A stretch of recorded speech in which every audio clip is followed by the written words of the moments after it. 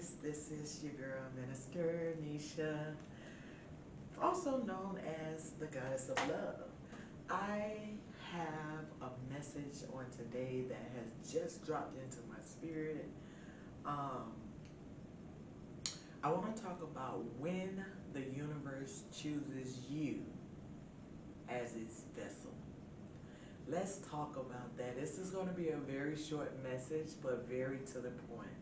When the universe chooses you as its vessel, three of the pointers that I want to establish in this message is no earthly desires, clear vision, and universal boundaries.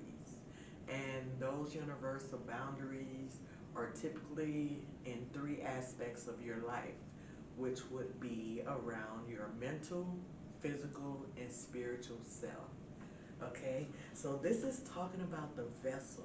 When you are chosen as the vessel for the universe, for your God, for Allah, Jehovah, when you have been chosen, there is specific otherworldly or mysterious things that tends to happen within your life, or that you will experience, that strengthens you as that vessel, or prepare you, or um, perfect you as the vessel for the universe, or for your God, or Allah, Jehovah, Yahshua, whoever you want to call it.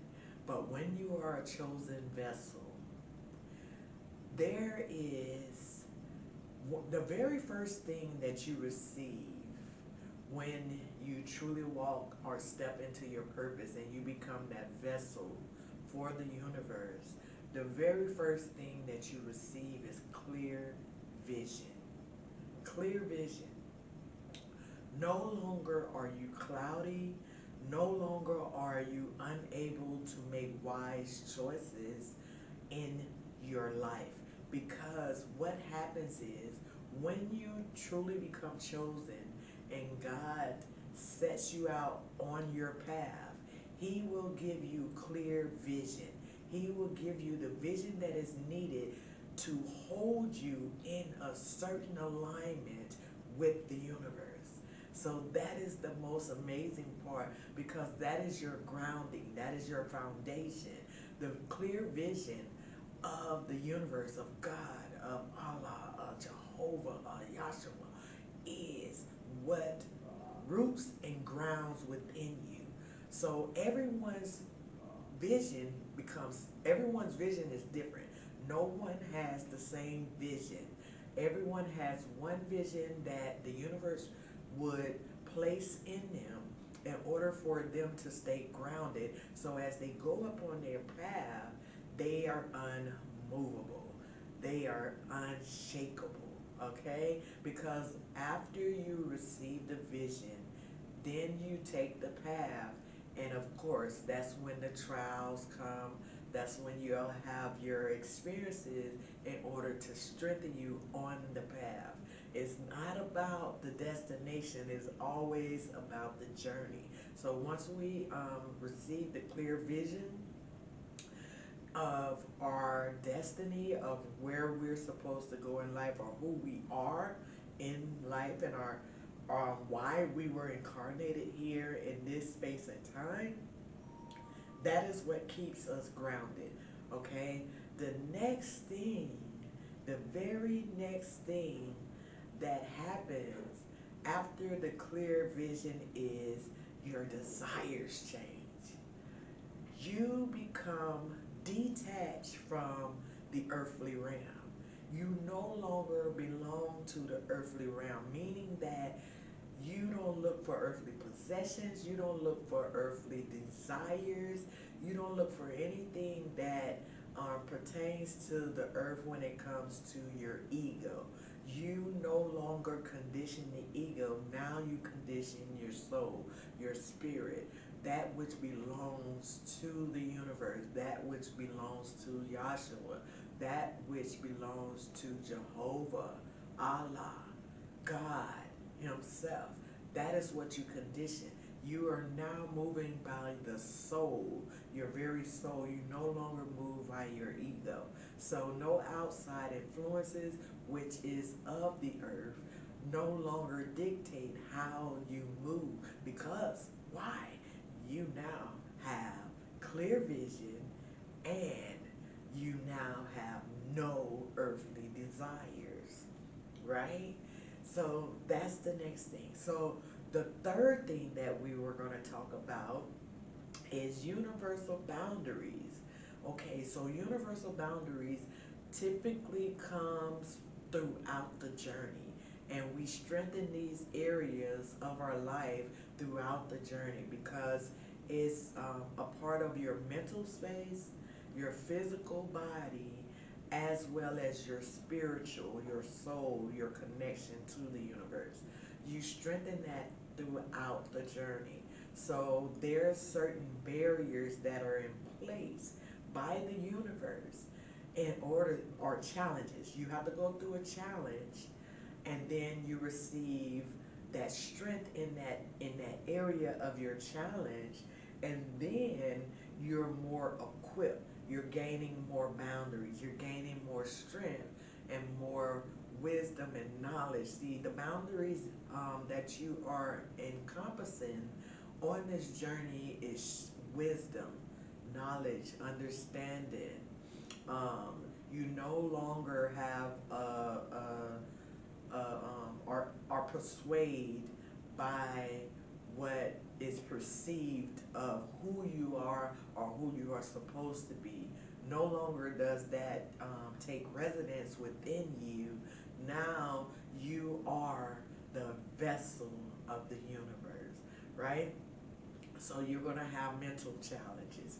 Mental challenges can come in the form of detachment, detaching from family, detaching from a culture, detaching from the earth, detaching from your ego.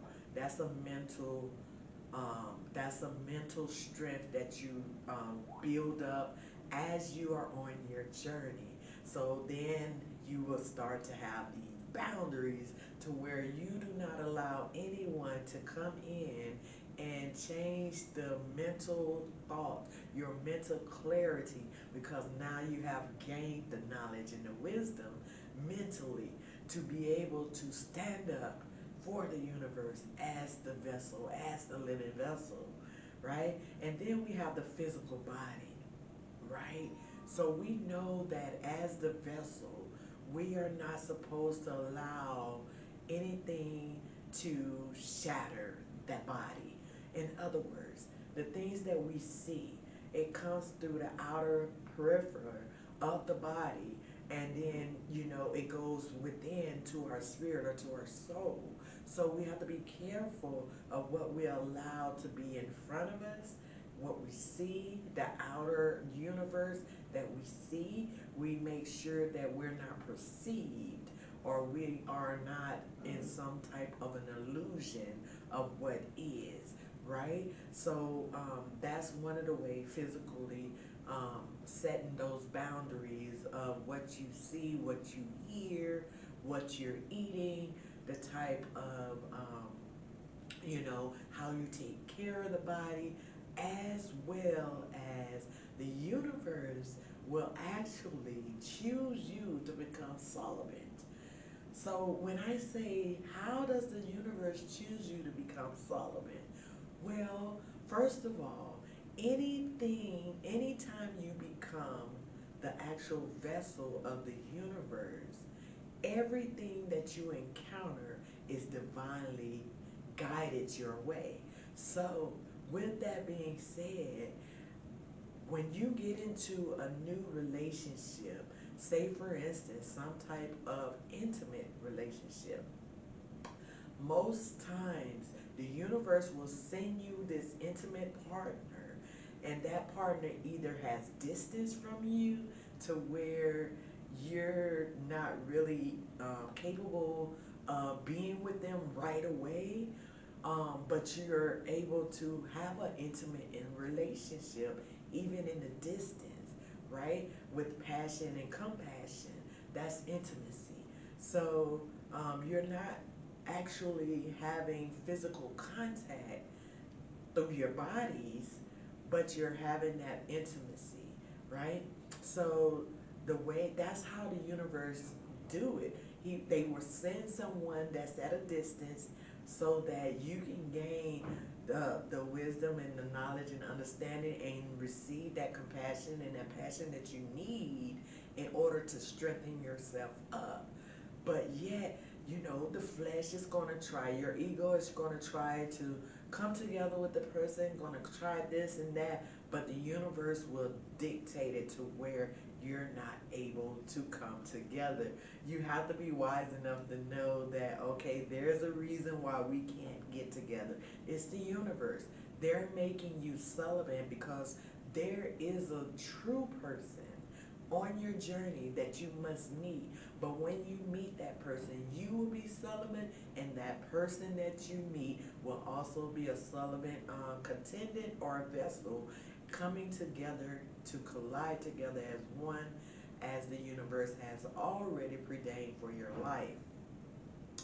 Also, you may encounter these are scenarios because it doesn't always be the distance. It can be where you encounter someone that is already celibate, and and they don't want to give themselves until like marriage and stuff like that. So you're able to come together with that person who's already celibate, learning how to be celibate without, but still having intimacy and passion and compassion and a real connection with another being. So that's how the universe works when it comes to celibacy. The universe chooses it. You don't choose it. The universe chooses it for you and then sends the people that needs to be in your life in order for you to strengthen that area of your life. So, and then of course the spiritual aspect of the boundaries we're talking about is once you have a clear vision and once you have detached from the earthly desires, then you set the boundaries around your spiritual self, meaning that you do not want any outside influence to remove you from the peace that you now have embodied within this vessel. So your spiritual aspect of self is peace and love. So peace and love, that's God. That is the universe. That is, Allah, Yahshua.